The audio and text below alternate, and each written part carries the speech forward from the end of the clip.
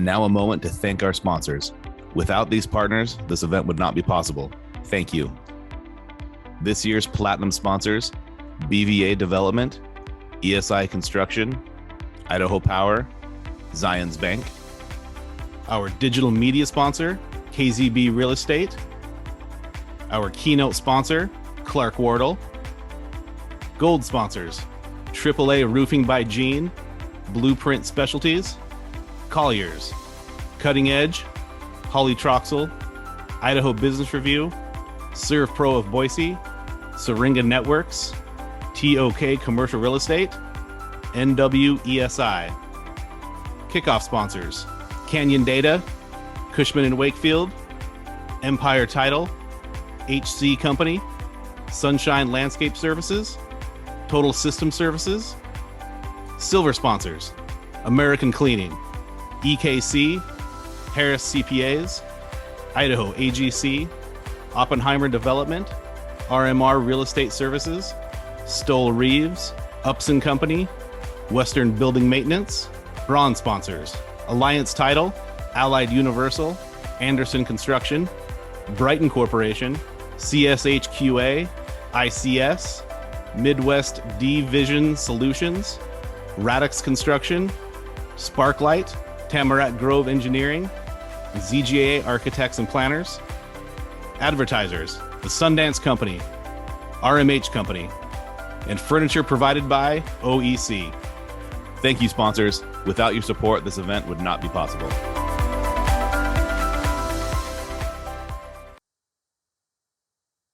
we were last year.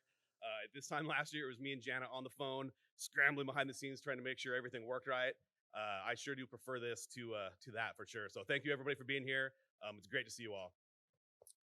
My name is Christian Heiner with KZB Commercial Real Estate. I will be guiding you through this experience today. Like I said before, I cannot believe how good, I'm almost overwhelmed how good it feels to be standing here. When I was president of BOMA Idaho a number of years ago, we made the transition from BOMA Boise to BOMA Idaho. And in doing that, we were able to provide educational resources and all the things we do at BOMA to not just Boise, but the greater state of Idaho. I know today we have a number of delegates and representatives from different cities around Boise, Twin Falls, Idaho Falls, I believe, Mountain Home. If you are here as a representative of another city outside of Boise, and even Boise, would you please stand up and be recognized?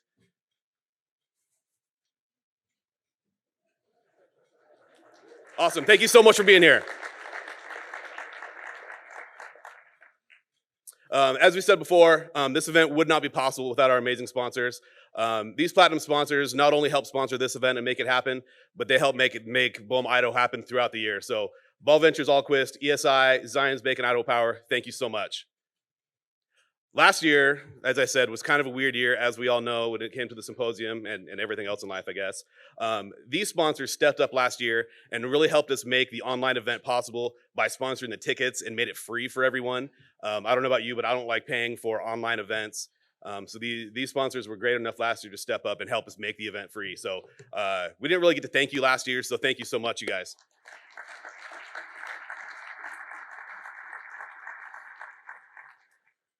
Furniture sponsors, OEC. They also sponsored the furniture last year. All this awesome furniture, OEC, thank you so much. Blueprint Specialties, Will and the gang. All of the banners, the stickers on the windows outside, all provided by Will and the gang at Blueprint Specialties. Thank you so much.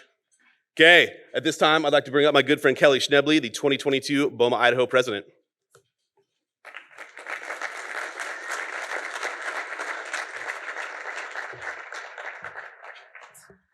Thank you, Christian, and good morning, everybody.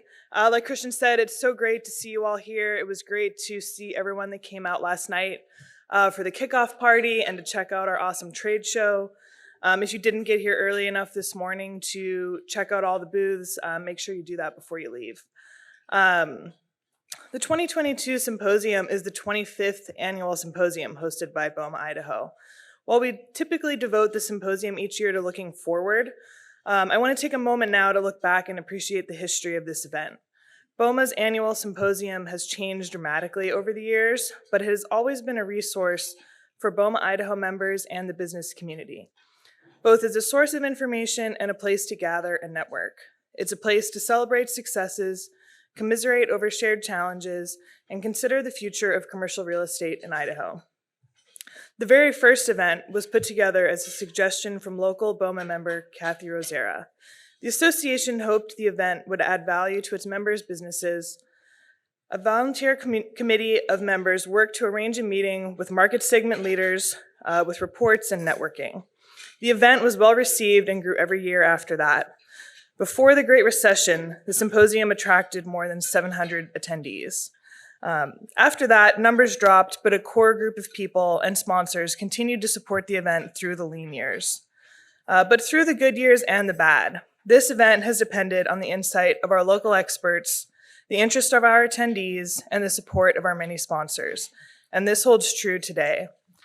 As a board of directors, we would like to thank all the presenters for sharing their time with us today. We'd like to thank our sponsors for making this event possible. And finally, thanks to all of you for attending and enjoying the show with us.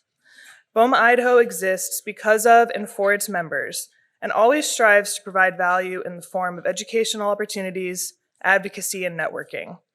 While the past 2 years have limited our ability to provide this value in person, we've enjoyed getting back to normal more recently with opportunities to learn, golf, collaborate, and network.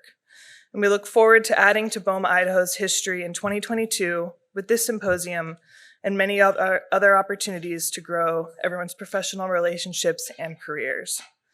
And with that, a couple, how do I advance the slide? Oops. Okay. We do have a couple new opportunities to announce before we move on. So the first is a new membership tier for property managers and facility managers. These are the core professionals of BOMA, the reason that we're all here. And we really would like to grow this category so that we can offer more to those professionals, offer them education and professional development opportunities. And then the second is a new sponsorship level, a corporate partnership that would run on an annual basis to really partner with BOMA and sponsor events throughout the year. So if you have any questions, get in touch with the board member. And now let's enjoy the show.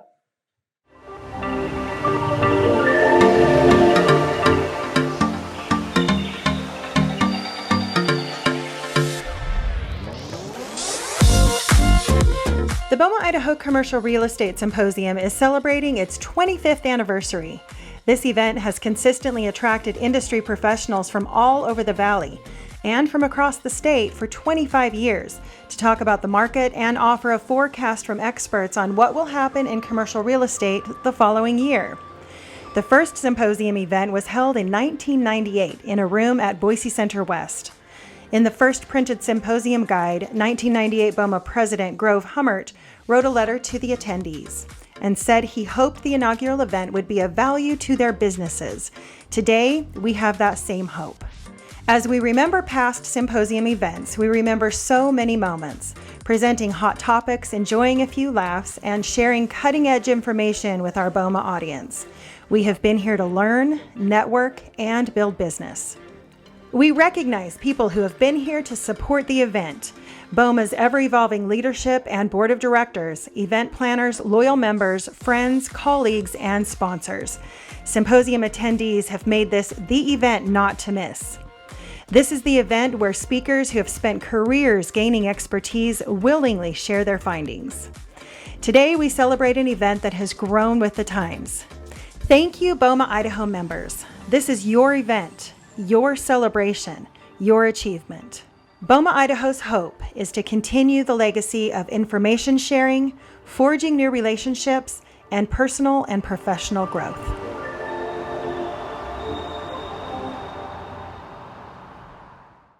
"25 years, that's pretty special. Kelly, great job, thank you so much. Okay, now to keep things moving, I would like to bring up our general session local market panel. Ryan Cleverly, Leanne Hume, Wes Jost, Casey Lynch, Al Marino, and Devin Ogden.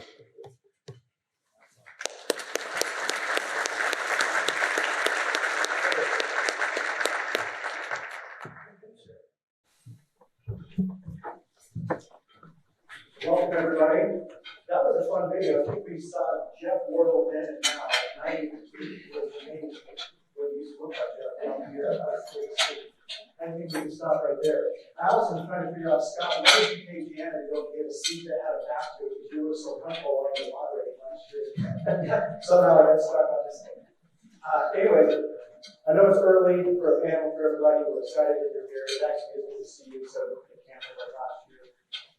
I thought about taking a few minutes to talk about the Super Bowl, but I'm still in a little bit of family angst with the whole thing. I went from a 10-year-old son becoming a complete bandwagon Rams fan, buying a Cooper Cup jersey this last week, to my oldest son becoming a Cincinnati Bengals fan just to spite that son. And then my daughter in the middle of the game saying, "Hey, Dad, what kind of a bird is a Bengal?" Okay, we're not talking Super Bowl anymore. We're going on to next year. So, anyways, it's good to be here. This is a great group of panelists, incredible experts in the market. So I'm looking forward to hearing their comments. And I would say if you have any questions, text me, but I didn't even bring my phone up here, so you're stuck with whatever I'm going to ask these guys. So I always like to hear about the economy first. Let's start with Wes. Give a kicker off, Wes. And give us an idea of where we've been, how we got to where we're going. It's a pretty interesting time. We've got labor shortages, we've got supply chain constraints, we've got inflation staring at us, interest rates going up, and you may not be the most popular banker at the end of this whole thing, but we'll see how it goes. Yeah, we will. I was thinking about the story of how we came out of the pandemic recession. I like to think of it. And it was, let's stimulate the economy, let's bring activity. There were just all kinds of demands. And I think we saw that in the demand exceeding the supply of a lot of things. We saw supply chain breakdowns. We saw rising costs. One of the things that I look at in some of the metrics is GDP and consumer price index. And if y'all are data geeks like yourself, you'll notice that at the beginning of 21, our inflation or CPI was right around 1.5%. And then this last measure, just last month, was over 7%, 7.58 if I got my data right. And if you look at that just speaks to the breakdowns and the supply chain issues. And even locally, if you look at the Western region CPI, that was 1.4%, I think, into last year, and then this last month was over 7.7%. So our region is experiencing it like the rest of the states. I think the other thing to think about is where rates are going. And I know that's a question that I get asked all the time, right? Where the rates are today, where they're going. The short answer is they're going up, right? And they're going up probably starting next month. The question, how many basis points are they going? And how many times are they going to raise? And I think what I would tell you is it's probably likely that we're going to see something close to 50 basis points in the Fed funds rate increasing. And I think then we'll probably wait and see what happens from there. But I think there's just so much inflation in the system right now that there needs to be a little bit of a break, and I think that rate increase will be done. So you're trying to tell us it's not your fault that the rates are going up? Is that what you're saying? I'm going on record, it is not my fault. We won't blame Wes, but we appreciate that insight, and I think we all understand the issues that are at play, why it's going to happen. I think I want to kind of set the stage for everybody too, and have each of you just take a minute or two and talk about where we've been, what's changed in the last few years. The pandemic's been really interesting to the Boise market for sure, and quite honestly, the state of Idaho. I think it's been growth like we've never seen it. Casey and I have had a conversation I'm having with you where my family's been here for 45 years, and you kind of have that old school mentality of what this valley looks like. Casey's the guy that's been in the state, grew up in the state, left, and now has come back and brings that knowledge from other places. And so I just want to talk about maybe historically where we've been, but not necessarily that, just what's changed in the last 2 years. You've seen it. Tell me what you've seen on the retail side. I was born here, so talk about seeing a huge difference over, I'm not going to say how many years, but it's a much different market now, and but we've been seeing it for a long time in Idaho. We've always kind of been a popular place to migrate into, and so there's always been kind of a slow growth since a lot of tremendous growth. We've seen cap rates stay very stable in retail. But I think the huge difference that we've seen is very much in the last 2 years with, it always goes back to supply and demand is, and really COVID, everything can point back to this economic with what we're seeing. So many people now have moved here.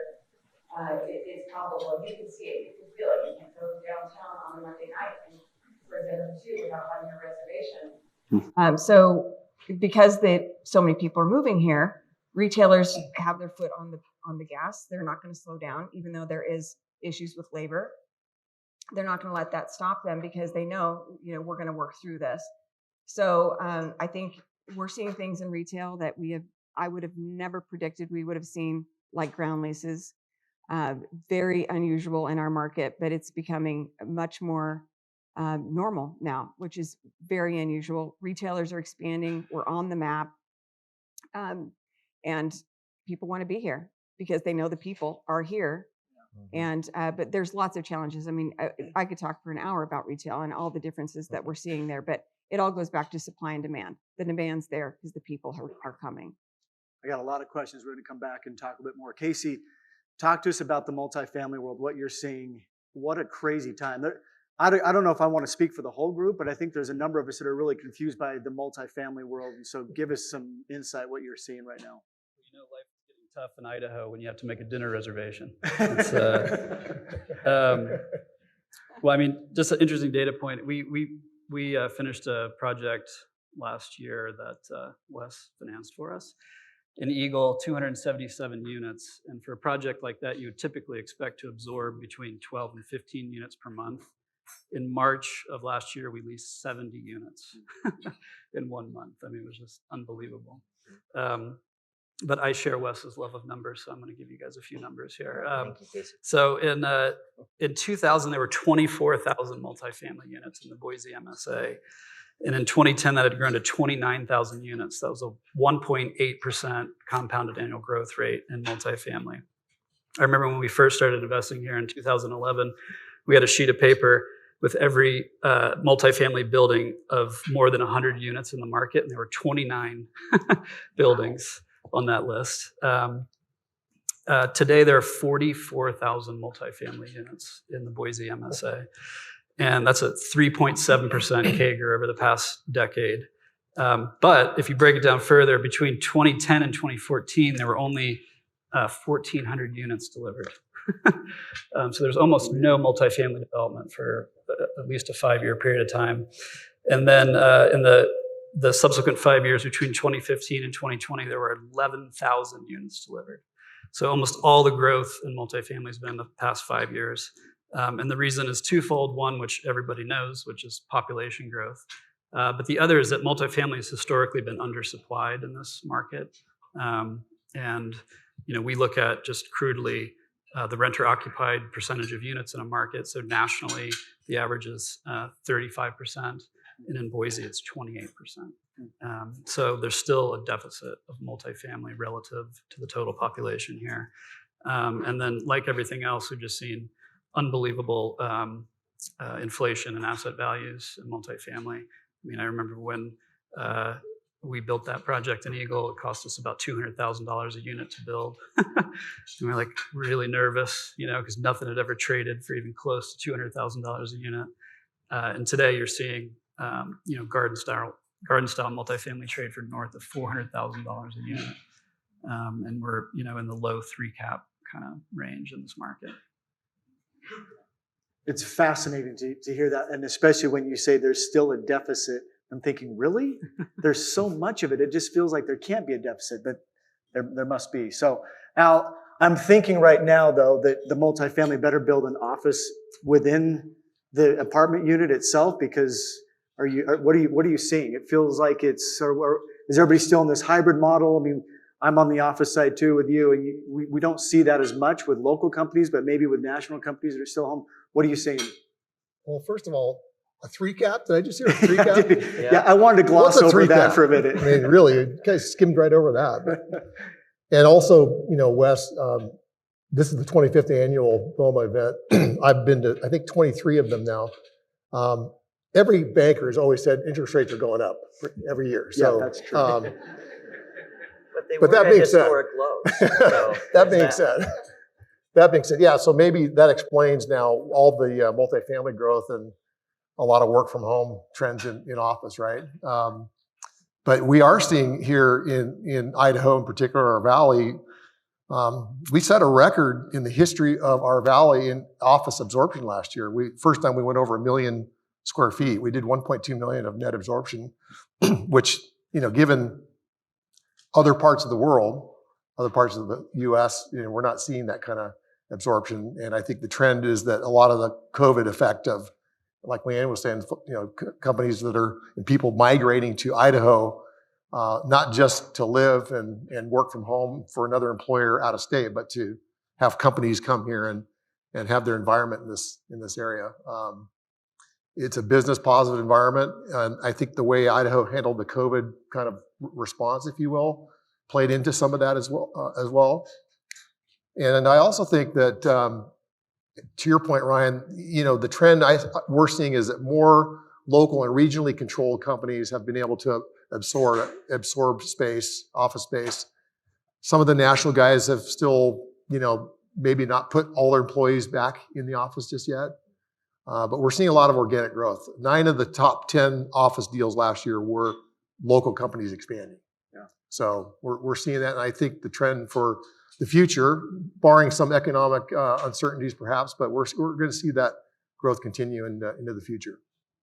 It's an interesting time for sure. When I was on the BOMA board, we would talk about getting ready for the symposium, who we're going to have be the speakers. And Devin, I'm sorry, but it was always the industrial guys were like, do we really want the industrial guys to come talk? I mean, what's changed in industrial?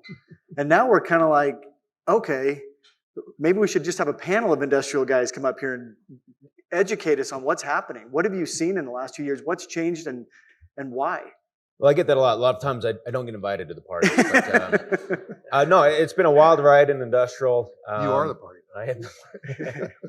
No, it's been a lot of change. I always tell people we're in a transitional period. We're hitting puberty.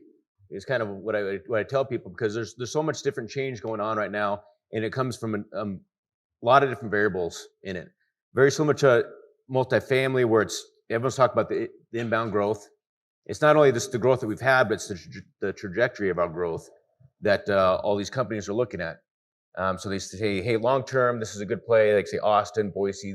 I always hear those kind of go together, but this is a good play to invest and to develop.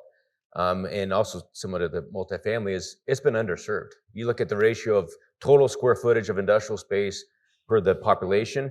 You look at the competing markets in the West, and we're at the bottom. So that has changed as our population has grown. Being business friendly, companies that are looking to expand, they won't expand their operations. They get frustrated with regulations and different things going on in California or in Washington.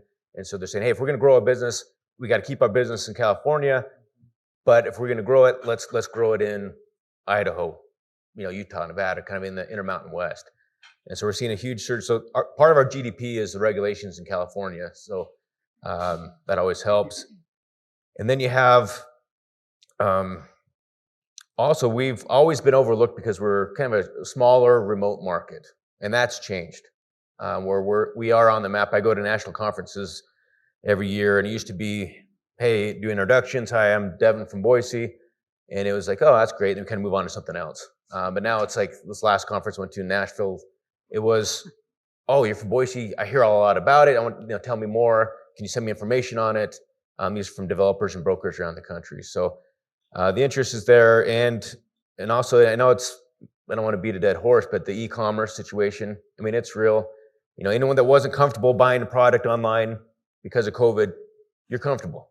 Yeah. And so a lot of more demand, and I think we're just still seeing that kind of the tip of the iceberg as far as the demand for distribution space to move product in and around. So we're seeing that all those things come together to create a desirable situation to be in, and we're seeing that with the amount of new entrants of developers and investors into our market. It used to be, a couple developer market.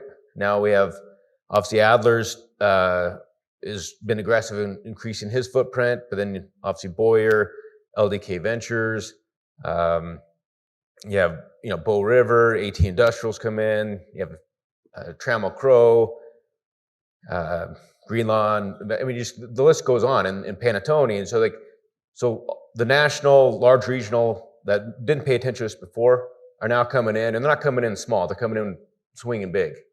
And so there's going to be a whole lot of product coming online to meet our 1.2% vacancy. I mean, it's interesting because Boise's always been in the national news of great places to live. For years, we've been at the top of the list or near the top of the list. So it's not like that's changed. It's always been, hey, we're on the map kind of a thing from that standpoint. What has changed? Is it just population growth? I mean, I look at on the retail side, you think about sales by square foot or sales per square foot. Is that just creeping up? Is there a new floor that everybody's looking at, or is it just so good that they want to keep building? I think in the other panels that we're going to have in the breakouts after this morning, we're going to hear more about construction costs, development costs, and that side of it. But then infrastructure costs, it doesn't seem to be scaring anybody away on the retail side. They're still going. I think they're more focused on cost of goods sold because of the supply chain issues and labor. Those are both gone up probably 20%, and that's 60% of their total revenue. 60% of their total revenue is going towards those. So when that goes up 20%, it really cuts into profitability. And so you probably see, because of that reason, I mean, food users are the ones that are growing the fastest right now. They're probably the ones that are seeking sites more often than not. Everybody wants a drive-through now, but they've also been very good at being creative. They've had to redo their websites. They've had to give you the ability to go online and order online seamlessly, and then do pickup. I mean, drive-throughs are what we're all used to, but now there's a trend going towards just pickup windows. No reader board, no speaker. You just order online and you drive through. You don't have to get out of your car. And there's dedicated parking spaces that are now required in leases for tenants.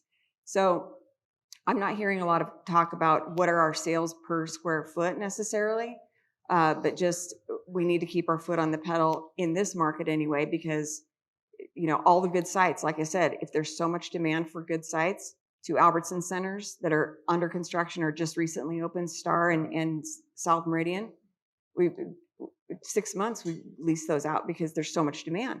I don't know if it's pent up demand or not, but they see our market heading in a direction.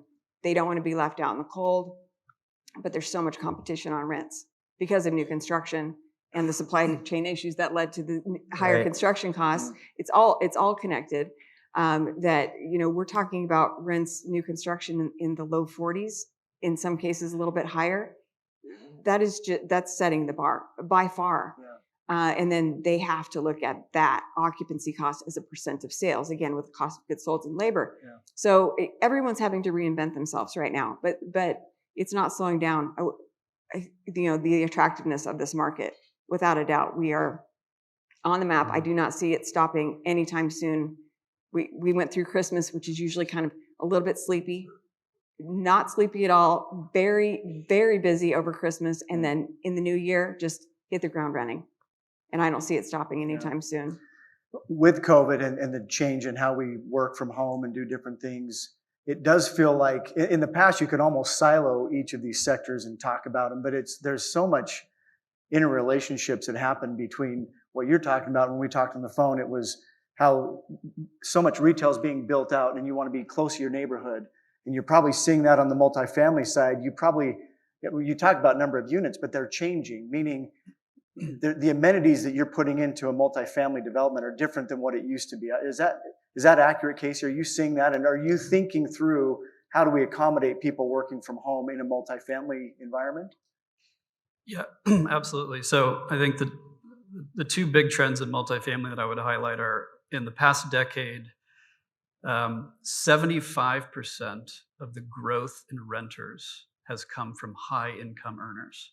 So people earning over $75,000 a year. So 75% of all new renters in the past decade earn over. Which is scary because now my kids are competing against people to make more money. Right. Where in the past it was like the younger generation is going to go live in an apartment for a few years until they can afford a home. But now you're looking at that demographic being, well, I want to rent to the high high income people. Right, and so these people have different different needs and different desires, and they have disposable income, so they're looking for more fully amenitized projects. So this has been a big change in this market. This market was severely lagging other parts of the country in terms of multifamily development, in terms of the quality of development. Here it was always viewed as kind of what's the lowest cost at which I can build multifamily, strip everything out of it, and those are the renters. Everybody else is buying a house. And today it's dog washes and climbing walls and golf simulators and kayaks and canoes and all this stuff. That's a big part of it. Another big piece, which is these people want to live in urban environments, right? They want to live close to amenities, dining, retail, all this stuff. That softened for sure during the pandemic, but we're starting to see it pick back up again, both in Boise and other urban environments. They demand a higher level of service. So property management has had to change completely, right? You need a much more institutional level of service, technology and software. We've seen an explosion of software and technology solutions for, dedicated towards the resident experience. So if you're not a large scale property management company where you can afford to have all this technology and software and all the right people and everything, you can't compete for renters anymore. Casey, is the 75% of high income earners, is that just kind of more the urban downtown areas, or is it the same with the suburban apartments? That's nationally, across all product types. And then the second big change, which is related to this, is there's been a just tremendous institutionalization of multifamily. Even 15, 20 years ago, institutional investors didn't, it wasn't as investable as an asset class as it is today. It was in big markets, LA, New York, San Francisco. But, the first building we bought here was the landing at Lake Harbor, which we now call Edgewater, which is 300 units. We paid $25 million for it. There's no institutional equity investor. Even if they loved Boise and wanted to come to Boise, they're not coming in to write a $5 million check to buy a $25 million building, right? But today, again, you have a 300-unit building that's trading for $400,000 a unit. That's $120 million, right? You can efficiently allocate capital that way. And guess what? Your residents are higher quality, right? You've got high-income earners living in there. You've got institutional property managers with, revenue optimization software and all this other stuff. So it's totally transformed. The amount of capital now being allocated to smaller markets has just exploded because of all these dynamics. It's just way more efficient to allocate capital for big institutions than it was 15 or 20 years ago. No, it's incredible. Real quick, what I just heard him say though was, by the way, employers, get your employees back to work because they're home on golf simulators, they're walking their dogs, they're not working at home. Let's just get that cleared up right now. Get them back to the office. Well, one of the things that feeds off of what Casey was saying is, and back to data, so sorry if I'm pulling your data here, net migration. Natural net migration for Idaho has been about 7,000 a year. From July of 20 to July of 21, that was over 53,000. So it's across the state. Now that's a state figure, but you can drill into the data and you can see it's southwestern Idaho, it's south central Idaho, it's eastern Idaho. So it's not uniformly spread, but if you think about the average being, and this is since 2012, so it goes from 7,000 on average all of a sudden to 53,000. And then you look at the number of permits that are being pulled to do that. We only had about 15,000 permits pulled in 21, including multifamily, which was around 5,000 of that. And so if you just think about 56 coming into statewide, we've only built 15. Where is the demand going?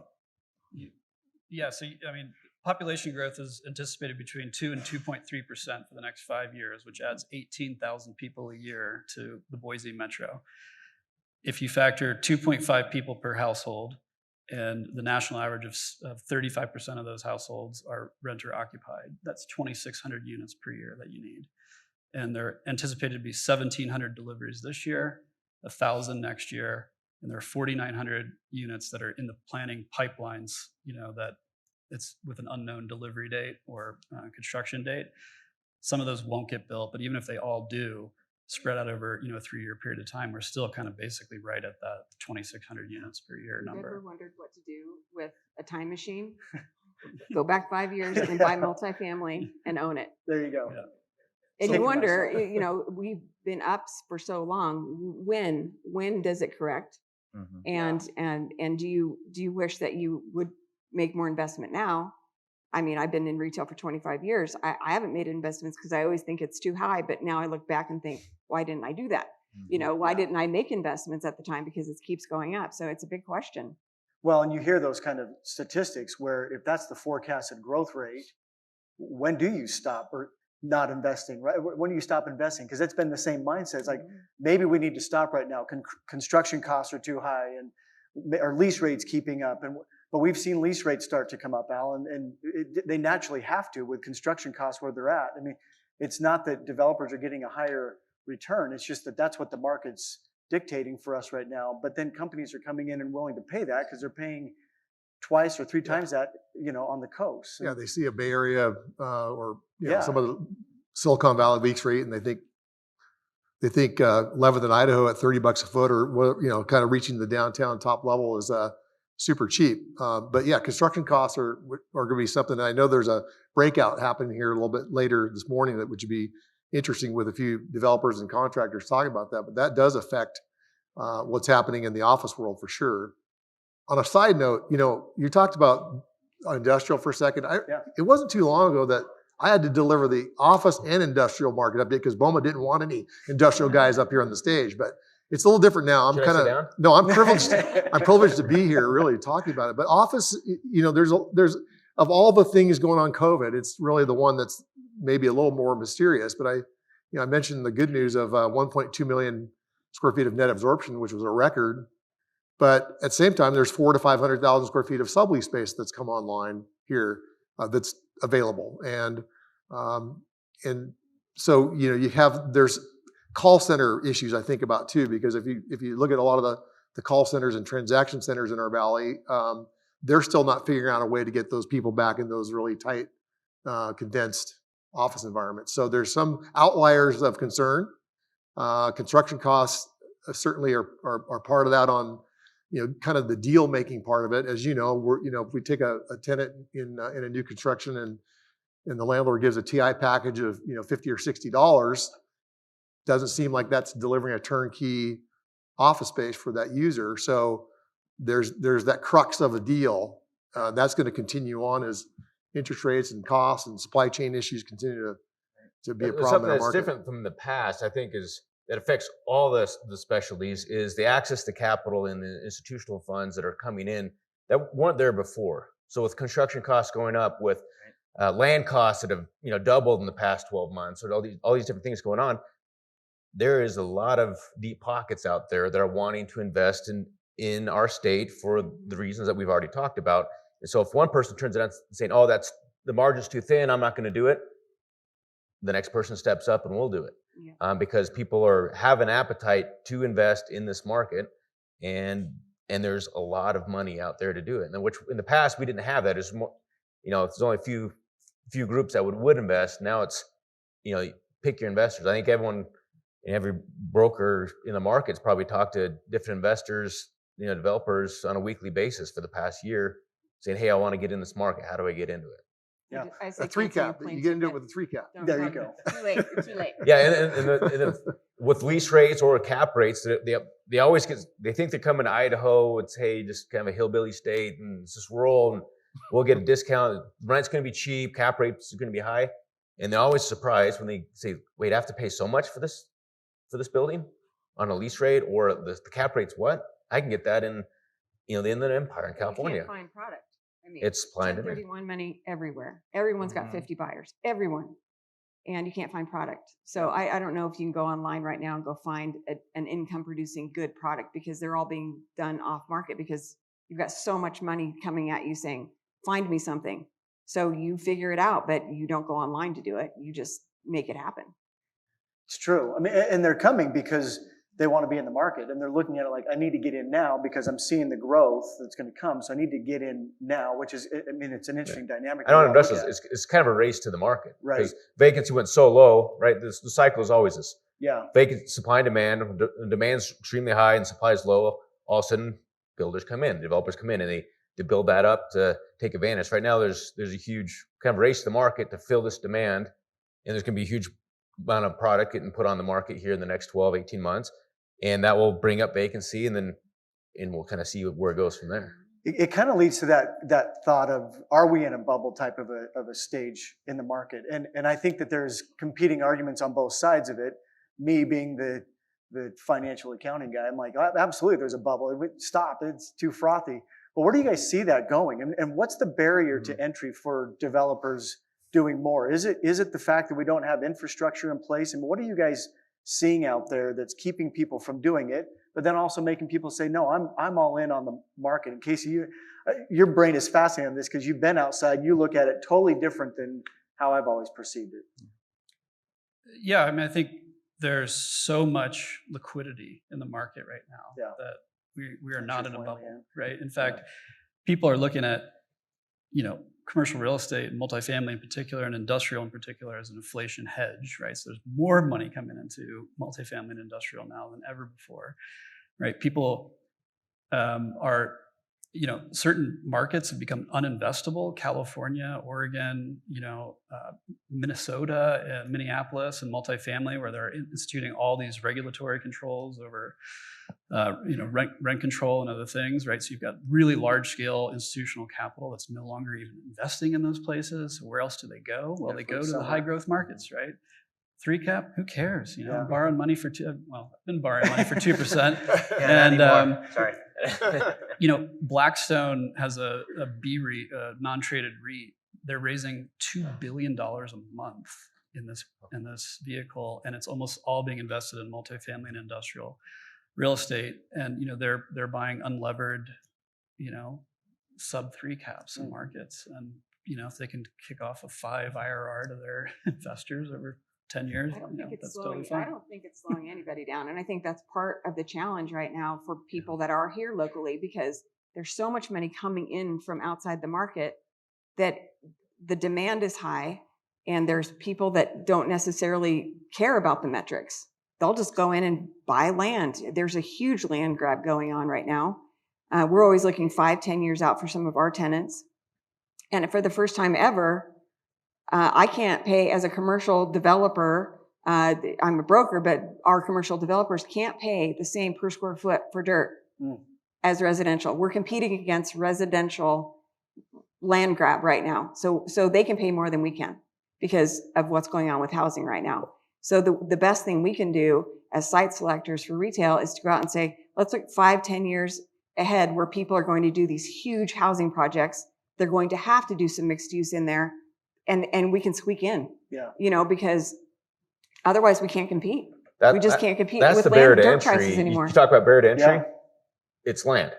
Yep. It's not like the cost of land. We can talk about cost all day, right? The prices have gone up. It's, can you get land, and can you get land that has, I can buy some land, but does it have infrastructure to it? Do I have what I need to actually develop it and do a project there? And so I know there's another kind of sub panel after this that we'll talk more on infrastructure, but that's the problem. Like, so you want to meet this demand right now, you have to buy land, and if you have to buy land and you can't bring sewer to it, you have no access to the utilities, then you have to wait 3-4 years. And what does the market look like that? So everybody that owns land right now is getting 5 calls a week from people just speculatively saying, would you consider an unsolicited offer on your property? They're keeping a list. But then what happens when they do own the land? I mean, to your point, it's not that they can get in there quickly, right? I mean, you've got infrastructure costs that are kind of out of the world, but then just getting through all the entitlements and all the zoning and all the permitting and everything that you got to do there, is that keeping people? Or are they just saying, we don't care, we're just... Well, you talk about entitlements. People are coming from other markets where it takes 3-4 years to do entitlements. They come here, it's like, it would take just 8 months, a year and a half. That's nothing.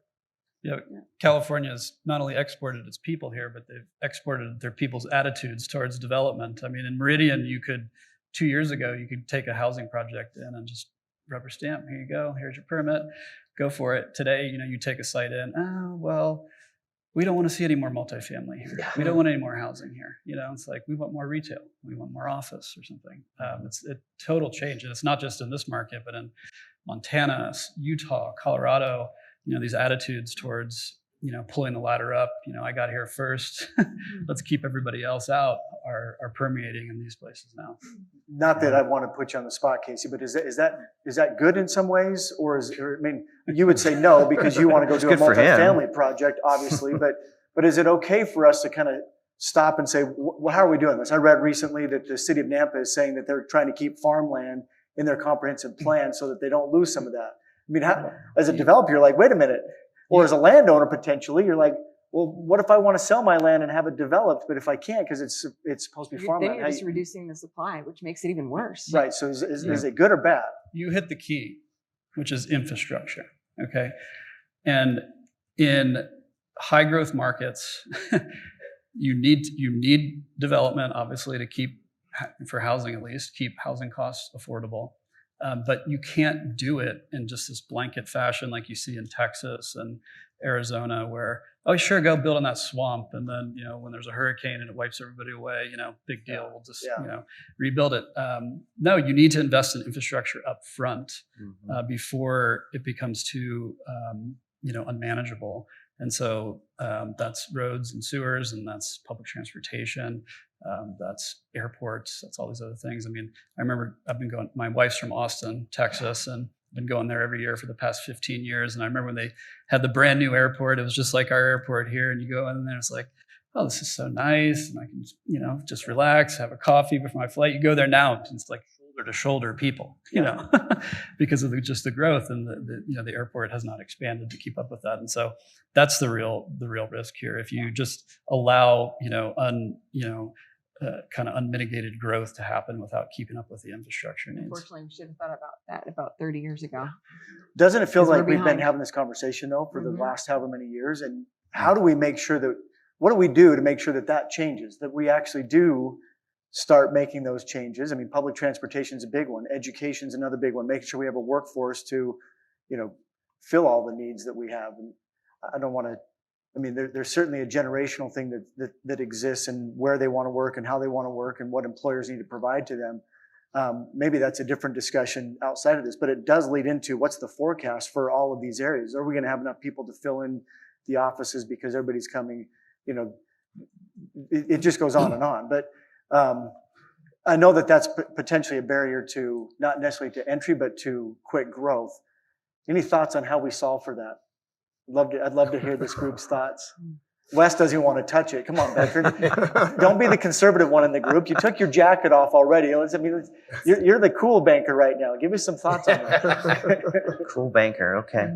Well, the back to the net migration. Folks are continually coming here, and I don't think we're really going to stop that anyway. I think a natural break has been our infrastructure. The roads or the lack of public transportation. And I think that's been a natural break in a way. Costs of continually producing product, as we all know, are going up, and Scott Shaner's panel is going to drill into that a bit more. But I think it's going to be how many people can afford to pay for those services and those goods and the housing. Housing is a huge focus in terms of where people want to be. Casey, you mentioned a couple people want to be in a certain locale. They want certain amenities. They're willing to pay for that. But one of the things, from a conservative standpoint, is how much longer can rents go up, or housing costs go up that people can afford that. We already have an affordability issue. And the things that are coming, the people that are coming, they can afford those things. But at some point, it's probably going to change. It's going to have to slow or even stop. How many households over 75,000 are going to continually come here? That's what's fueling a lot of this. And I think at some point we're going to slow down. But I don't know when that is exactly. But maybe it's 23, maybe it's 24. A lot of the companies that are coming here have been wanting to come in here because of our conservative approach to government and spending and not going into debt and those things, which also feed into the infrastructure issues because we're not going into debt to build those roads and things. And I can think of a state over on the coast that's done a lot of that, and the taxes are crazy. Yeah. So we're kind of in this moment where we have this growth. We have a conservative, historical government. Governor Kempthorne can talk some of that later, maybe, but it's one of the reasons it's been attracted to some companies as well because of that environment. But this strong growth right now is meeting that, right? Yeah. From an office perspective, we talked about COVID, and I've heard about the industrial and multifamily here on this panel this morning. But in office, we are still about 5.5% vacant. Ralph and I now Scott Shaner's building downtown here, 11th and Idaho, pre-COVID spec build, 190,000 square feet of office, 100% leased. And right now downtown, there's no new buildings being planned to be built and delivered until your building might be delivered. Planned, yes. Planned, but built. But you're planning to deliver your building in Q1 of 2024, which might deliver 100,000 square feet of office. So between today and 2024, we have no new product coming online in downtown. Yet there's this growth in demand. COVID's playing a factor in how the office environment. Well, we right now it's kind of all over the map with companies how they're being. I want everybody in, or I want to have a flex environment. So it's kind of a little bit of a Seems mixed like bag. everyone's filling that out right now. They are filling out, and I still think that the human nature and the trends of wanting to have face-to-face interaction like we are here today, that's going to come back. Differently maybe, but it's going to come back. And I think we're going to be caught in a moment in the office environment where we're underbuilt. And I was talking to Neil Nelson last week at our SIR thing, and he said we're already underbuilt for office. And so that's going to be something that'll happen in the next year or two. We'll see how that plays out. Okay, I'm looking at the clock and realizing we're like down to the end, and I don't want to take away from Governor Kempthorne's time because I think what he's going to probably do is pull all this back together and tell us everything that we're going to be able to do in the next 20 years to solve for this. I think what we've done is just whet the appetite for him and for the next panels to be able to actually go solve the problems that we've just created. But actually what I really want to do is just give you a couple minutes, not even a couple minutes, maybe a minute, and just tell us where you think this is going. I know we've kind of talked about that. All of it's a little bit different. 30-second blurb, where are we going? I mean, the only thing I probably haven't touched on really is just because of traffic and immigration and, the thought of me going from East Boise to Eagle Road is just, you really have to plan for that now. And it's not something you just do lightly anymore. So, and it's all relative. California, it's nothing compared to California, but I think we're going to start maybe sticking closer to home. Casey said these amenities that they want in multifamily, they want retail close there to their, residents. And I think we're going to see a little bit more of that. Landlords are enjoying a lot of great times right now. It's a landlord's market. And I think you're going to start seeing retail being more rural instead of urban, power centers. It's going to be a little bit more neighborhoody. So everyone has services close by their home. That's a great point. Thanks. I think capital and credit will continue to be here. One of the things we touched on a bit ago, and Casey mentioned it, is a lot of debt and equity funds have come into this market. Traditionally, prior to probably 2017, it was mostly a commercial creditor market. And we have seen a lot of that new capital come in, and I think that's going to continue to fuel the growth and development that's happening. And that seems like, we look at our pipelines, we look at our forecasts, it seems like that's out into 24 for all of that. And it's a good, bad problem. I mean, for us commercial creditors who have the ability to lend, that the competition is more fierce than ever. And so I think that's to the landlord, to the developer's benefit. But I think that development will continue despite the increased costs that it will to put that up. Interesting. Casey. I think you're going to see a huge resurgence in urban development, specifically in multifamily, because as construction costs continue to be an issue for developers, to achieve the highest rents, you're going to need to be in urban environments where the high income earners want to live. I would encourage everybody to look at this picture online of the Austin city skyline from 2010 to 2020, and it's unrecognizable. I would bet 75% of the high-rise buildings built in downtown Austin have been built in the past decade. I think you're going to be seeing some high-rises go up in downtown Boise, and I think it's going to, I mean, it's already changed so much, but from a 12-hour city where people come downtown, go to the office, go home, tumbleweeds in the streets, to now, oh, I can live downtown, I can dine downtown, I can go grocery shopping downtown. All these things, I think, you're gonna see a huge transformation of downtown Boise. Love it. Al. Well, I've touched on a few, but when you said high-rise downtown, I thought you're probably talking about multifamily, not an office building. But maybe there's a combo and there's a spackling of one or two of those office buildings downtown. It's a little bit of a wild card, right? With the office environment still sorting itself out, post-COVID world, work from home, all those trends. I think in the short to midterm, that's going to still be the case as these companies all kind of figure out how to get their employees engaged and working and productivity. My prediction is that eventually the human element of that and the culture that you're trying to create as a company is going to have to be with people back in the office to some degree, more than we've seen now.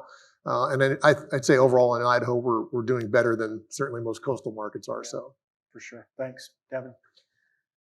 I would say for the next 18, 24 months, you're just going to see a high velocity of industrial going on in the valley. You get used to seeing large buildings going up, all these developments going on.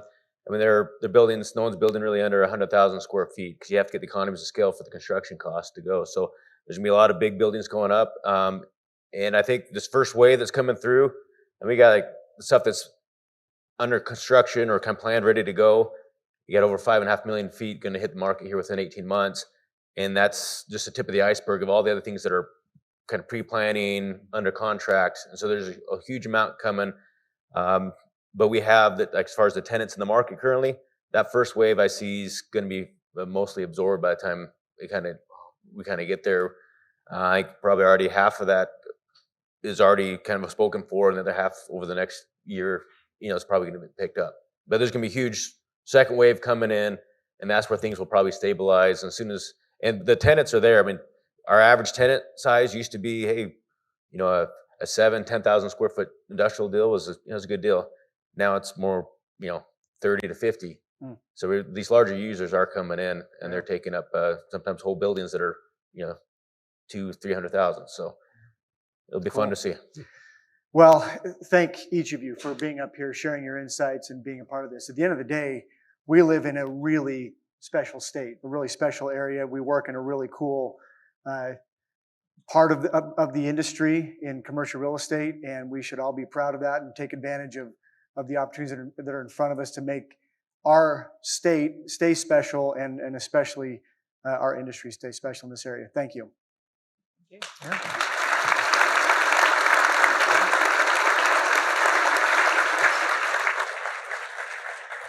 Hey, let's have another hand for our panel. Thank you so much for your time.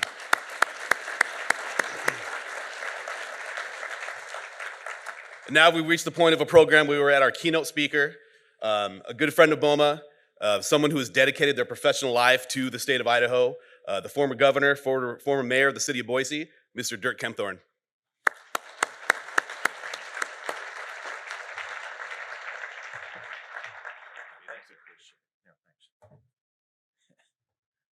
This should bring you comfort. All right. Christian, thank you very much for the invitation. Thank you for the introduction. I want to thank Kelly and Dave Winder for the invitation to be here. The instructions that I was given is to talk about Boise then and now, and then maybe touch upon a few other examples of what I've done in my different career path. And how it may relate to all of Idaho. And also, Mayor McLean, I enjoyed our brief opportunity to say hello this morning. Ryan, I think you did a tremendous job. That was an excellent panel. I gained a lot from it. It was pragmatic, practical, and realistic. And I'm going to tie elements of what I heard today into my comments. as I look out at this very impressive audience, I mean, this is truly impressive, the sheer numbers, but also it's youthful. And so I think they wanted to bring an elder to come tell you about where we came from, okay? So that we do not take things for granted, all right? Since the 60s, people here in this area, in Boise, were promised that we would have redevelopment downtown. It would be dynamic, it would be beautiful, it would be the shining city on the hill. They promised that there'd be a mall, it'd be right downtown. Well, we had years of tearing down buildings and not replacing them. We replaced them with gravel parking lots that took up entire city blocks. Just to put this in perspective, this whole area here, the convention center, everything you see outside, other than this one U.S. Bank Corps building, this was all a sea of gravel for years, for many, many years. It divided this community bitterly. When you think of COVID and some of the side issues that divide us, you can apply that to what was going on in Boise at the time. People said, we're going to build a mall, but not downtown. And those that said, no, it has to be downtown or we'll lose downtown. There was no middle ground. You may not realize this, but for years, an annual tradition were busloads of people going from the Boise Valley to Utah to shop for Christmas. Various jurisdictions, you run into that in what you're doing too in the communities you deal with, et cetera, but a variety of jurisdictions, all of them fighting. There was an anti-Boise sentiment in the legislature. Hardcore. This state of Ada.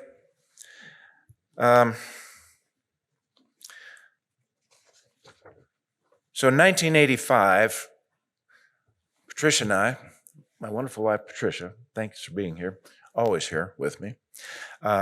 We had 2 little children, and I was part of this. I mean, I just thought, this is wrong. This is wrong. We have a city that was referenced as looking like a European city after World War II. It was bombed out. And we had the 2 little kids. I thought, surely we can do something better than this.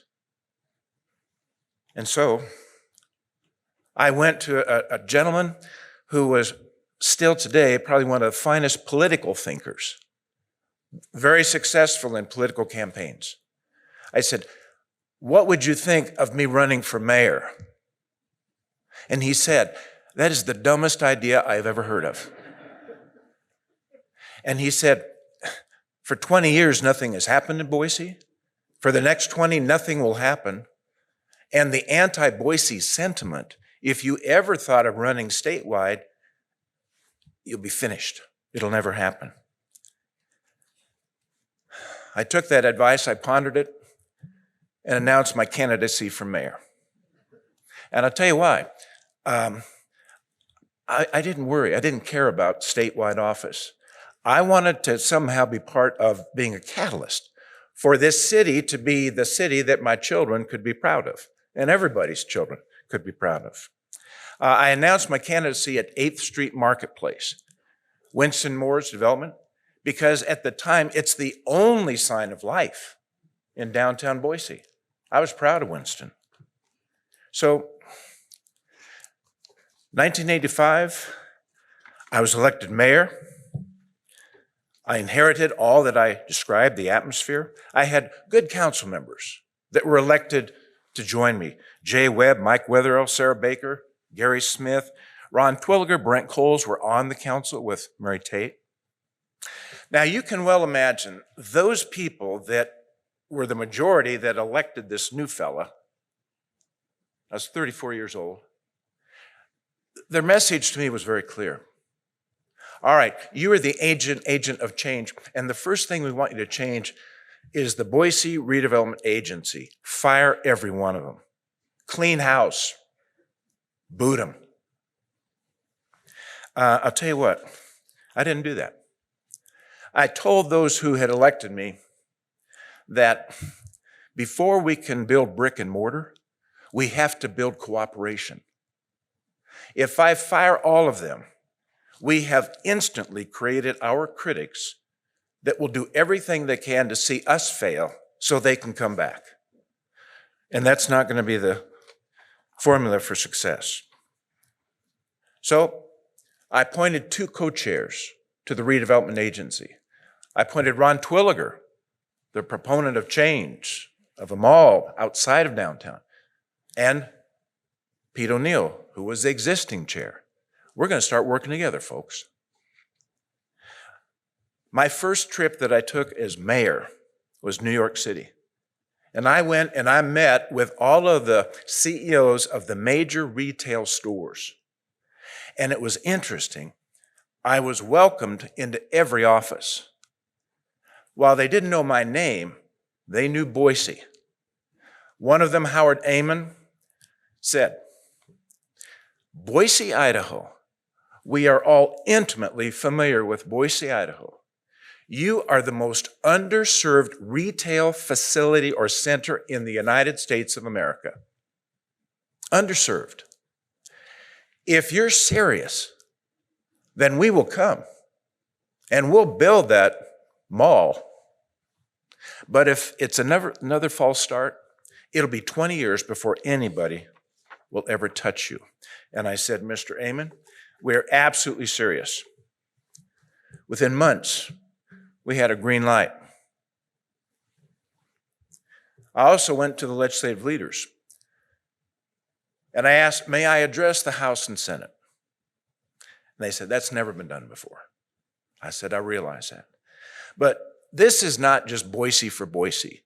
This is your capital city. This is the capital of all of Idaho, and I would like to say that and welcome you to your capital city." They said, "Well, that's novel." And so they let me do this. And I addressed the House and the Senate as the mayor. And I said, "I want to welcome you to your capital city." And before I delivered a message, I called Larry Leisure because he was working on redeveloping the Alexander House. And I said, "Larry, I have to ask you this. Can you guarantee to me that you will fulfill the redevelopment of that building? If so, I'm going to say it. I'm going to put a placeholder in front of the legislature. But if you're only 99% sure, I'm not going to touch it." He said, "No, you tell them." And so I said to the legislature, "You will begin to see the redevelopment with the Alexander House, Alexander building." After I'd addressed the different bodies, Chick Bilia from Pocatello, a good Democrat senator, but pulled me aside and he said, "Young man, you made a lot of friends today." Well, that was a beginning. Later, when we went back and asked that legislature that had to grant this for tax increment financing so that all of the fees derived from downtown development could remain in that area, they approved it. So we now had some money to do these things. We decided also where the heart of downtown would be, because folks, at that point, there was no downtown. And I'll tell you what, when you walk out of this building, right in the middle of the grove, where the fountain, where the Christmas tree go now, I sent the Parks Department at 5 a.m. with the backhoe, and I said, "Dig it up good, because I'm going to have a press conference, and show me how to run that backhoe." And so I climbed on the backhoe for a press conference, and I dug this beautiful dirt. I said, "This will be the center of the city." And that's what it became. Downtown used to be defined as virtually just 8 blocks. But we said, no, it's going to go from the river to State Street. It's going to go from Broadway to 16th Street. And it does now, you see. I had people that were the downtown proponents. They said, "You got to keep tearing down buildings." Union Block, they wanted it down. That's one of the most beautiful buildings I've ever seen. They wanted me to tear down the Edelman building. I said, "Folks, enough. Stop tearing down. It's time to build." One Sunday, I was downtown sitting on one of those telephone poles that they would line up to define the blocks. And Chuck Winder, who at the time was chair of the Ada County Highway District, who's now majority leader in the Republican or the Idaho legislature. But he saw me sitting there and he came over and sat down with me. He says, "How you doing?" I said, "I'm doing good. I am envisioning what we're going to do." And he said, "I am too. It's going to be an uphill battle." I said, "Without question." But I knew I had a friend. We shared a vision. And I'll be very honest with you. Before we left sitting on that, we both said a prayer that this city would finally start becoming the beautiful city that it could be, you see. This was interesting too. I had one of the folks that was downtown at the time, a retailer. I mean, I'd have messages like, in my face, "With your zeal, you will kill this city." I'd be walking down a sidewalk and there'd be a shopkeeper sweeping, and he'd see me coming and go into his store, lock the door, and pull the blind. I mean, this was like the Earps and the Clantons. So it was the binding of political wounds that allowed us to build Boise that we see today. So in 1988, we opened the Capitol Terrace, a parking garage, retail, restaurants. Neil Husford did it. It's a beautiful building to this day. Nobody would use the parking garage because that's not Idaho. No, you tie the horse up out front. We kept track every week, anybody parking there. But Casey, it's like you said, now you need to get a reservation for a restaurant. Patricia and I were invited downtown last night by a wonderful young couple, Alec and Anna. And we actually were a little bit early, but oh no, we couldn't park on the sidewalk. The parking structure was full. I mean, that's what's happened. And Alec, thank you. Terrific dinner. We opened that in 1988, but guess what else we opened in 1988? Boise Town Square. Over 1 million square feet, 150 stores. The night before they actually opened it for retail, we had one heck of a celebration. I mean, the Philharmonic performed inside. We had a banquet dinner, we had champagne, and we literally window shopped because the mall had arrived. Once we opened the doors, they estimated that initially they were getting 100,000 visitors per day. Parking was a problem again. Now, we needed a convention center. We knew that wonderful organizations like BOMA, man, if we had a place for you, you'd come here. But for 25 years, the convention center eluded us. And I'll tell you why. We had these different jurisdictions: Boise City Council, Ada County Commissioners, Ada County Highway District, Boise Visitor Convention Bureau, Boise Redevelopment Agency. They all met in their own areas and just couldn't agree, right? So here's what I did. I didn't tell them the agenda, but I just said, 1 week from Thursday, I would like all of you to please come to the Bonneville Room in City Hall. Oh, and please bring your attorneys.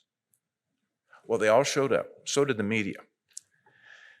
And I asked, as we sat around this very large table, each jurisdiction, each entity, to please declare they're going into executive session to discuss real property so that we could close the doors to the media with the Sunshine Law. They did so.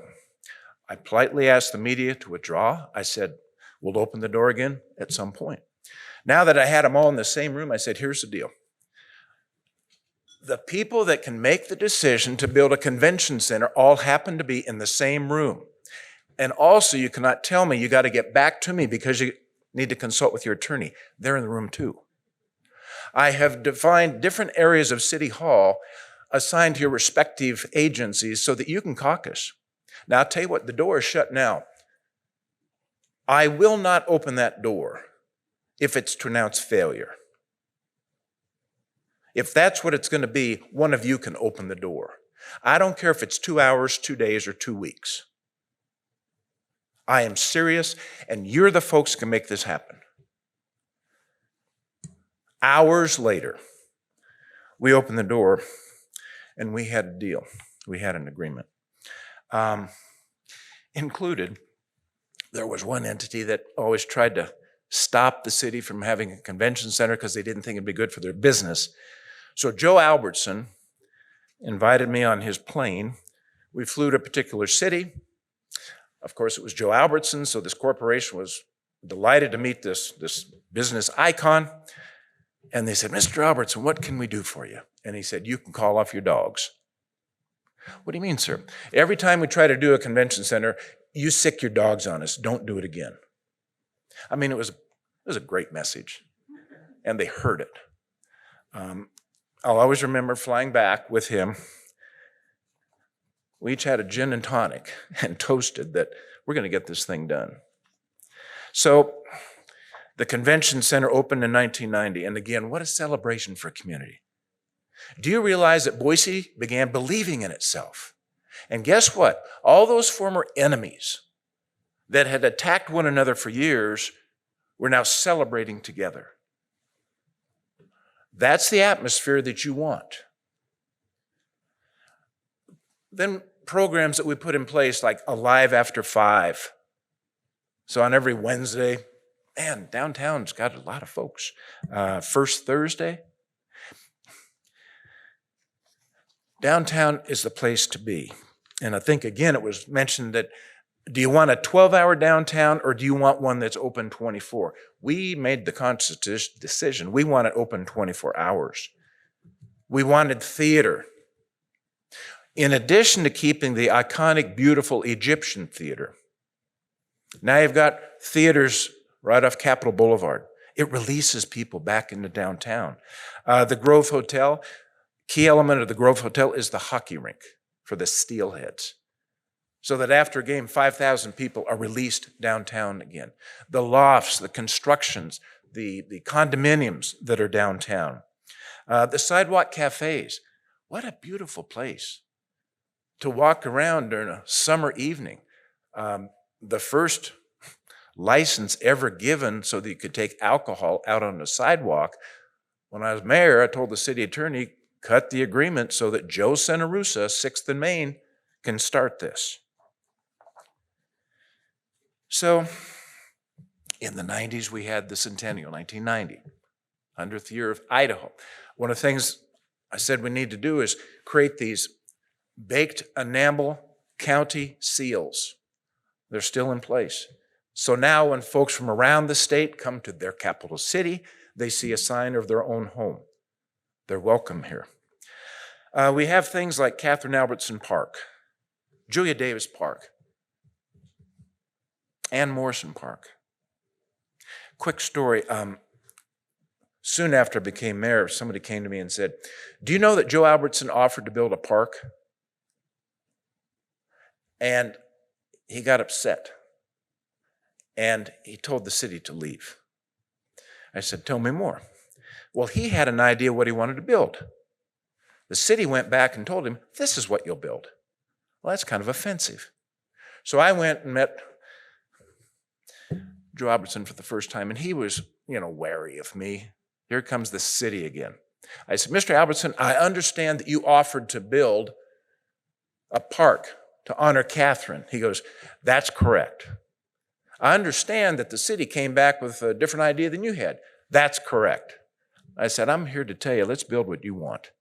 He said, if you're serious, I will reconsider. I said, I'm dead serious. Well, that's what Catherine Albertson Park is.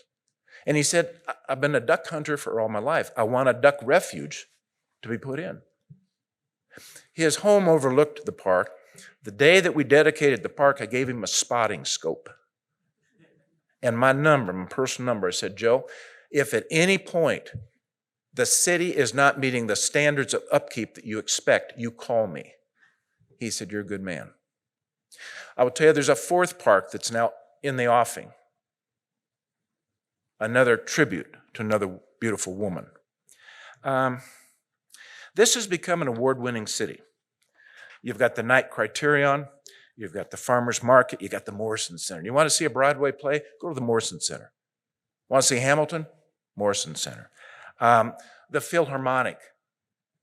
the Shakespeare Festival along the Boise River, where while you're enjoying a beautiful evening with no humidity, a flock of geese fly over. I mean, it's awesome. You've got opera, Ballet Boise, something that Esther Simplot has really brought to a beautiful crescendo. The murals that are on a variety of the buildings here. We're becoming the mural city. How wonderful is that? So, on one occasion, at what is now Extra Mile Pavilion at Boise State, which holds over 11,000 people, we had a singer come and the place was filled. Who was this singer? It was Pavarotti. Pavarotti. And I was seated next to Tibor Rudis. Tibor Rudis was Pavarotti's manager, and Tibor Rudis is the individual that put the three tenors together. So I said to him, Mr. Rudis, how did it come to pass that we have the maestro here? And he goes, it's interesting that you asked that. And he said, we had a theory that all culture did not end on the East Coast or the West Coast. We wondered how Middle America was. So we got out a map and we saw this place called Boise. Without any major metro area around it, we thought, let's test this. So that's why we came. How'd we do? Magnificent. He said, did you notice how the maestro then would come out and Pavarotti would talk to the audience? He only talks if he's comfortable. But he then invited all of you to sing with him on one of the arias, and the fact that you knew the words blew us both away. It's Idaho. You have things like the World Center Birds of Prey that is leading state of the science on saving raptors and species. World-class medical facilities. So right now, point in time, Boise, Idaho is vibrant. Idaho is vibrant. Many of the communities that surround us and throughout the state are vibrant. Therefore, we're experiencing the growth that this wonderful panel discussed. And one of the things that we always paid attention to when I was in local government was carrying capacity. It's the infrastructure which you talked about, so that you don't outstrip the things such as the water lines, the sewer lines, the traffic count, so that you can move traffic, the schools, the education of the kids, firehouses and police, okay, the carrying capacity. So why am I mentioning all these examples of the things that make us vibrant? Well, because it makes us vibrant, it makes us attractive. And that's why, Evan, I think when you said, you used to go and say, Boise, they moved on. Now you say Boise, it's like Austin, okay? This is why I wanted to say it to you. How many of you have heard people say, Boise is what Denver was 30 years ago? Boise is what Portland was 30 years ago. Boise is what Salt Lake City was. Folks, do you want to become the next Portland? I don't think so. Those communities have like 3 shootings per day. Those communities now have homicide rates, okay? But is it inevitable that as we grow, we become the next Portland or Denver? You see, it's suggested that there's a tipping point, that when a community reaches 300 to 400,000, it's a critical time, okay? And Casey, I think you'd said 18,000 per year for the next 5 years. Well, we're at about 250, 260. How quickly do we reach the tipping point? And I just want to make this point. Therefore, we need to be thinking long range. The panel was discussing, and Ryan, you said, what should we be doing? It may be next year, I would suggest you do the same thing, and the topic would be the tipping point. And how do we make sure we tip the right way? And include your city officials. You need to make sure that you create communities within communities. People from New York City don't say, I'm from New York City. I'm from the Bronx. I'm from Manhattan. I'm from Soho. In Boise, people say, I'm from the Highlands, I'm from the North End, Hyde Park, Hillcrest, Banbury, Harris Ranch, really relatively new, but they've created a community within a community. It allows people to feel like they still are part of something, see? And you want to make sure you continue that in all of our communities. Also, we also make sure it was pedestrian friendly. Parking garages, we said on the first level where the sidewalks are and people are walking, make it pedestrian friendly. Don't just put a bunch of warehouses of cars on a street. And I won't name the street, but gang, be careful. We're starting to see it happen, okay? Also out at Harris Ranch, as I drove by the firehouse yesterday, you know what was pasted on the front door? Valentine's by the local school. Wreaths across America.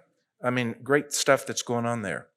So when I say the tipping point, I want to make this point. Infrastructure, don't forget policing, okay? On the average, they say that 2.4 officers per 1,000. We're at 1.4. But we have a low crime rate in Boise, all right? But make sure you support the police. Defunding the police is not the answer. Providing adequate funds is the answer. So a couple other things I'm going to talk about. I'm going to give you a couple examples of some things that also make Idaho robust. The strong military infrastructure that we have. We're fortunate to have it. We're fortunate to have Mountain Home Air Force Base. When they did base realignment and closure commission all over the United States, that's one base that's growing. One of the things I did when I was in the U.S. Senate was put the enhanced training range in place so that those fighter pilots can train in the desert 360 degrees on ingress, egress. No other air base has that. That's one base that continues to grow. We have the Gowan Field, the Idaho Guard. As a member of the Armed Services Committee, when we lost the F-4s, I was able to secure the squadron of A-10s that you see out there now. It's a terrific airplane. When I was governor, you're also the commander-in-chief of the Guard. And so the 116th Cavalry Brigade was called up to deploy to Iraq for 1 year. They had the entire province of Kirkuk. I was the last hand that they touched. They left out of Louisiana. They said, Governor, will you come see us? I said, yes, I will. So 2 months later, it was set that the Pentagon would take me to see my troops. And we couldn't tell anybody in the state because of security. But 48 hours before I was to go, I received a call and said, we have to defer it. There's a security situation. Okay, fine. 2 weeks later, we're set. Same thing. 2 weeks after that, the third time, boy, we're going to have to defer. Well, I knew they would not take me. So I called Steve Hanks, who at the time was CEO of Washington Group. I said, Steve, do you have contracts in Iraq? He said, we do, Gov. I said, are you getting personnel in? He goes, yes. It's not easy, but we get them in. I said, I want you to put me on your payroll for $1 and get me in. He said, if you're serious, we'll do it. And I said, I'm serious. So it's set, but a manifest precedes a flight by 24, 48 hours. Next thing I know, I get a call from Karl Rove. Governor, what in the hell do you think you're doing? I said, Karl, I'm going to go see my troops. Don't you know how dangerous that is? Don't you know what they do to somebody of your position in the most public, brutal fashion? I said, of course I do, Karl. It's called war. And it's where you've sent our troops. And you're going to send our troops there, you federalize them, you beat them up, not all will come home. And then you'll tell me, patch them up. I said, I will see them where they fight. He said, you do this and all hell will break loose. I said, well, then it's breaking because I'm going. He hung up on me. And 1 hour later, I got a call from the Pentagon. Your trip is on. They took me. When I arrived in Kirkuk, they were pulling in the Humvees that were still smoldering from an attack that had just occurred. Our young Idaho kids were being flown out of there by helicopter to save their lives. When I finally got back to Andrews Air Force Base, the colonel that had been assigned to me to keep me alive said, "May I be candid?" I said, "About time." And he said, "When I was told my mission to take a governor there and to keep him alive and get him back in one piece, I thought it's foolish, risky, no return on investment." But he said, to see what it means to an entire brigade, 4,300 people, when their governor, commander-in-chief comes to them in war, what it did for morale, he said, "I'm recommending we lift the embargo on governors going," and they did. Idaho was also the only state that did not have a state veteran cemetery. As governor, I said, "We're going to fix that." I said, "We may be last, but we'll be one of the best." And boy, if you've not been there, please visit it. It's on your way to Highway 55 if you're headed to McCall. But it's truly beautiful, 2 levels. So in 2019, before Veterans Day that evening, I was asked to speak to a group of veterans and CEOs in a room like this with many people. And I'd said to a wonderful artist, Ben Victor, "I think this place needs a statue." And I described for him the statue I had in my mind, male, female, okay, 2 warriors. The male kneeling, the female with one hand on her shoulder, the other by her sidearm. "I will have your back always," life size.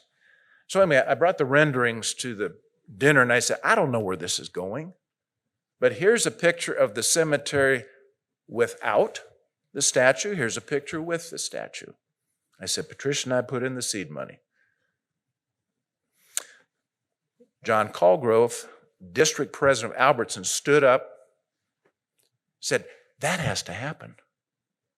That has to happen. How much do you need?" I said, "I need $160,000. He said, "You got it." That's Idaho. That statue's in place. One other element I'll mention to you is Charlie Company, U.S. Marine Corps. They deployed same time that the brigade did. I kept in touch with them. One of the kids, Luke Miller, I used to be the soccer coach for those kids. When he got back, he'd received the Bronze Star with V for Valor. And I said, "Luke, where did you receive the Bronze Star? What was the setting?" He said, "The U.S. mail." I said, "You got it in the mail?" He goes, "Yes." I said, "I would have thought it would have been something more than that." And he said, "Well, sir, so did I, but it's fine." I said, "Luke, would you like me to present you that Bronze Star with V for Valor?" He goes, "Yes, sir, I'd like that very much." I said, "May I choose the time and location?" He said, "Yes, sir." So the next Boise State home football game on the blue turf, it was announced at halftime, Sergeant Luke Miller, high school teacher, Bora High School, would receive the Bronze Star with V for Valor. Nobody left the stands as halftime began. The 2 of us walked out to the middle field, attention orders, read the orders. And as I pinned the Bronze Star on Luke Miller, it was the loudest, most emotional cheer with tears I've ever heard in that stadium. That's Idaho. We value our people. We salute them. We look out for one another. There's also going to be a submarine, USS Idaho SSN 799. SSN, Submersible Ship Nuclear. All right, it's a Virginia class. Why would Idaho have an affiliation with a nuclear submarine? The first nuclear submarine ever built was the USS Nautilus, used by President Eisenhower to give a secret mission that kept the Soviet Union at bay. The propulsion system was designed and built in eastern Idaho. The officers and nuclear trained crew were trained in Idaho. For the Virginia-class submarine, all of the stealth technology so that we are the most silent ship in the ocean, all done in Lake Pend Oreille at Sandpoint. Largest unmanned submarine in the world, U.S. Navy, Pend Oreille. The Virginia class has no periscopes, okay? They now have these photonic lenses on the conning tower. Makes no wake when they are put up. And the young people that operate this, which help guide the ship, you know what they use? They no longer use the $30,000 apparatus that a periscope had. They use the Xbox controller and plug it in USB. And what used to be the helmsman, 2 young people that would struggle, diving up, down, left, right, eliminated. It's now touchscreen and joystick. And they're now called pilots. So anyway, a state that has a namesake ship raises funds to support the ship, the crew, the families of the crew. For crew visits, we brought the captain, Nick Myers, out here for 4 times now with members of his crew. You also will do improvements to the interior of the ship. Habitability, because what the government gives to the Navy and to the crew is stark. And yet they're going to be submerged for 3-6 months. Their smartphones don't work, okay, underwater. So anyway, you raise the funds. The USS Colorado raised about $500,000 for its ship. State of Washington, $250,000. So when I was asked to chair the commissioning committee, these admirals and generals said, "Sir, what do you think we should raise? 250, 500." I said, "Well, what are the numbers on the submarine?" They said 799. I said, "Well, that's your floor." They thought I was nuts. So anyway, Colorado has 5 times their population. We've now raised $960,000 for the ship. Okay, it's Idaho. I hope you get the theme. It's Idaho. We have something precious here. We're going to continue to grow, and we're going to continue to reach a tipping point, okay? So be part of it. Know that with that which is positive is a responsibility, that we do not take it for granted. Because if we took things for granted, this would still be a gravel parking lot. And our motto in Idaho is Esto Perpetua. Let it be forever, okay? So that's what I'm going to leave with you. Esto Perpetua. We have something great going on here. Esto Perpetua. Let it be forever. Bless you.